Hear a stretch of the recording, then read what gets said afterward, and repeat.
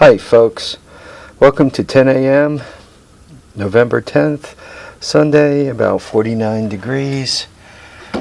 Parental guidance. Bullshit level, DEFCON 5! And the sun's been in and out. As a matter of fact, it rained just a little bit ago. Just a few drops, but it did rain.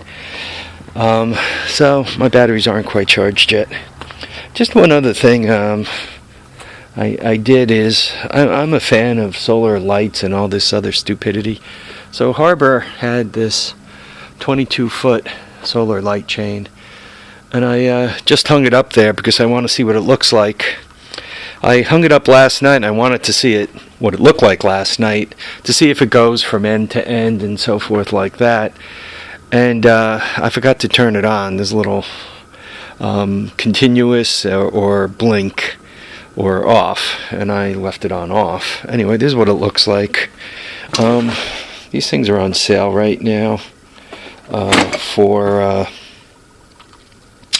less than $10. They're like $8, $8.99, and I hit it with 25%, so it was almost free. Well, 25% from $8 is $2, so I got it. It was like $7, $6-7. So there's that. eBay. I ordered a set of brake handles. MGO. That's typical, aftermarket crap. Because this thing actually has front brakes, but it's got a short handle. Matter of fact, it looks like these handles will swap. So I'll probably just swap the handle on. Save myself having to mess with this whole affair. So there's that. And the topic of this video is actually the tractor. I'm going to give you guys a cold start. I mentioned buying a couple of batteries at the flea market last week or 2 weeks ago. 2 weeks ago, 3 weeks ago. I guess it's 3-4 weeks ago now. Anyway, I bought those batteries, and there were 2 jail cell types. These two. Well, those 2 appear to be losers. And then I got that Marine Deep Charge one. That one appears to be a winner. I paid $25 for all 3. 2 losers and a winner. Around here, the best case I can do for a used battery, if I get it at AutoZone, used batteries I think are $45. And if I go to a local wrecking yard for a used battery, I think they're $30 plus tax. So $25 for a used battery. This one, I did charge it, and it held the charge, which is a good thing. I don't know, could you guys see it in there? To put the battery in, by the way, you got to take this cross member off. You got to take the air filter, this thing here, off. Obviously, you got to take that cross bracket off, and then the battery comes out with a little profanity. While I was changing the battery, of course, I broke the terminal. Right, so I had to change the terminal. Just quickly about these terminals, folks. The guys at work were talking. I don't know if it's true or not. Some of them are into ammo, so maybe they have the information correct, or maybe they're going to a conspiracy website. But they're saying that they're closing the last lead smelting plant in the United States, or a bunch of smelting plants, or however, I'm not quite sure. Once again, I didn't read the base material. I don't own this information, so to speak. But they were saying that there is a lot of push on banning lead, and we all know that has happened from gasoline and everything else. So anyway, with that banning of lead, it could get hard to get these terminals as time passes. So if you see them at a flea market, you can buy them for like less than $1 each. I do recommend adding that to your hoard. So put the new battery in the tractor. I have a little cord here.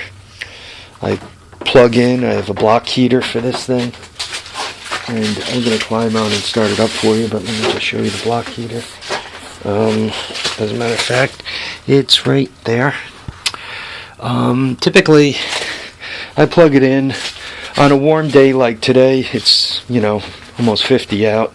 Down here it's 50, right? It stays a little warmer because it's kind of under dirt, right? Most of this garage is underground. So it stays a little warmer. You know, the tractor's probably 50, but I plug it in just because. Well, and let's put it this way. Quite honestly, I don't know if I could get parts for this thing. So given the fact that I might have a lot of trouble getting parts, why beat up on the starter and the flywheel and everything else when if I plug it in, I turn it over and it typically pops on the first compression stroke, right? Why grind the hell out of it when you don't have to? Anyway, I'm climbing in, and as you guys could see, this thing like fits like a glove in here. I have to pull it forward and then move the backhoe out of the way and move it forward a little more to get it out. So anyway, here, let's give it a cold start and see how she does. It does have a block heater, so to speak, and if you don't step on the clutch, that's the clutch. If you don't step on that and you turn the key, it doesn't have a block heater, it has a air box heater. So you do that a couple of times to warm it up.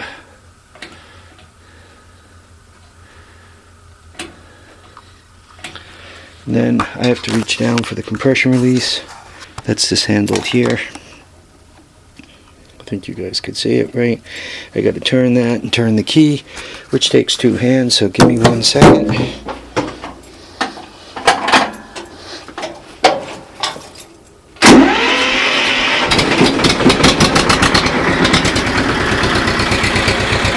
So that's how easy it starts. She smokes a little bit on the start. And once again, to get this thing out of here, I got to pull it forward.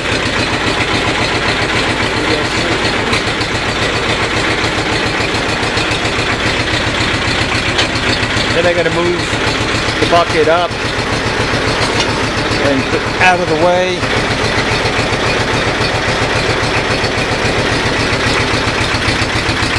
Then move it a little more forward to get it out. Anyway, folks, I'm going to let you go. Live, love, and have a great time. Remember, tires down, handlebars up. Winter's coming. If you got to service your stuff, put new batteries in it, get them charged, put your block heaters on, whatever it is, get it done. It is getting cold out there. Take care now, folks. Thanks for watching, subscribing, and commenting.